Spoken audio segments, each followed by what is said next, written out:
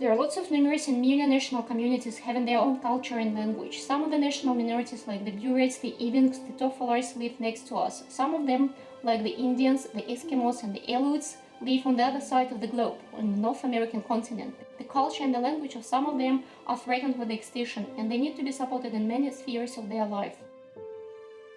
In the 19th century, Enlightener was one of the greatest personalities born in Irkutsk region, who did much to improve the life of the indigenous American people, the Aleut tribes.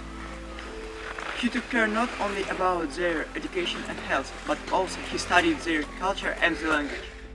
Now we are in a small Siberian settlement Anga, where Innokenty was born in 1797. In this small house, Ivan Popov, it was his real family name, spent 9 years. When his father died, his uncle brought him to Irkutsk to study at the seminary.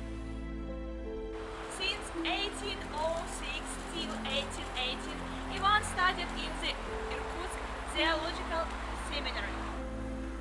The curriculum was wide. Students studied about 14 subjects, including Greek, Latin, German, French, and English. Ivan was one of the excellent students. Here, in this church of the Epiphany, the future Metropolitan of Moscow became a priest in 1817.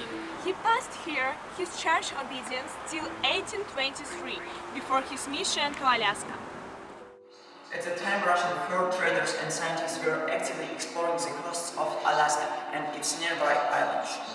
When the Secret Senate issued an order to send a priest from Irkutsk with an Orthodox mission to Alaska, Ivan turned out to be the only one who volunteered to go there, after some hesitations. On May the 7th of 1823, Father Ivan Veniaminov with his family started their long and hard way to Alaska. On June the 29th of 1824, they arrived on the Alaska Islands. There were 10 settlements inhabited by the Russians, aliens, and the Creole people. The first Ivan's task was their missionary education. First, he started building the new church together with the Aleut people.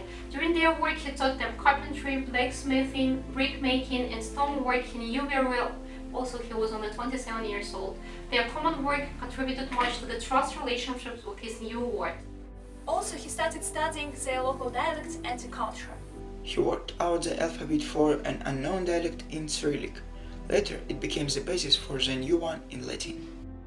Initially, his research intended for the translation of the holy books. Father Ivan wanted the Aleut people to be able to read the Bible into their own language. He translated the Gospel from Matthew into the Fox dialect of the Aleut language.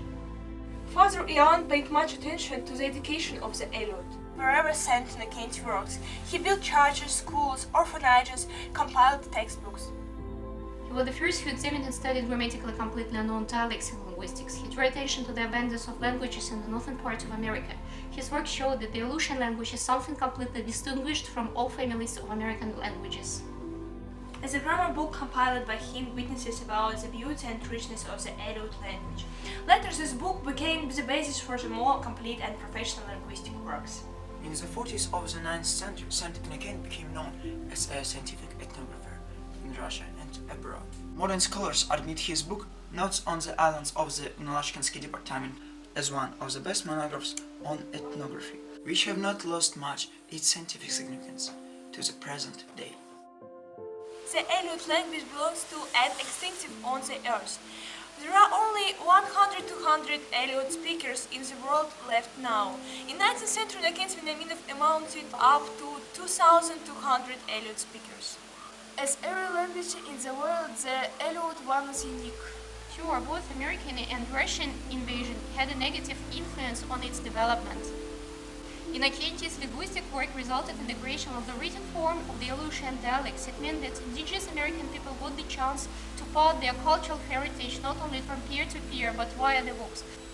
We believe that the interest in studying of the Aleutian languages will be increased one day, and it will be widely taught in schools by the natives.